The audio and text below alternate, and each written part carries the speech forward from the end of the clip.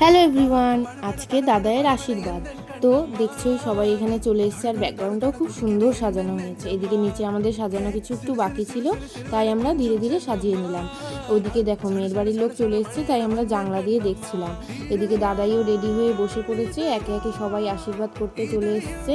তারপর এদিকে জেঠু জেঠিও চলে এসছে, দাদাইকে একে একে সবাই আশীর্বাদ করছে।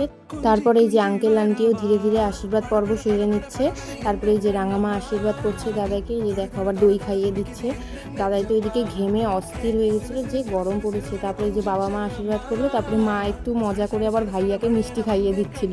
তারপরে এই যে ঠাম্মাও আশীর্বাদ করে নিল। তারপরে আমি নিচে চলে এসেছিলাম, এদিকে ভাগ্নকে একটু খাইয়ে দিচ্ছিলাম, কারণ দিদি একটু ব্যস্ত ছিল। এই যে খেতে চলে এসেছি। আশীর্বাদের মেনু অসাধারণ হয়েছিল সব রান্নাগুলো, ভাত, আলু ভাজা, ডাল, তারপরে যে চচ্চড়ি দিয়ে দিয়েছিল। তারপরে আমি যেহেতু ইলিশ মাছ খাই না, তাই কাতল মাছ নিয়েছিলাম। তারপরে চাটনি, দই আর সন্দেশ আর মিষ্টি।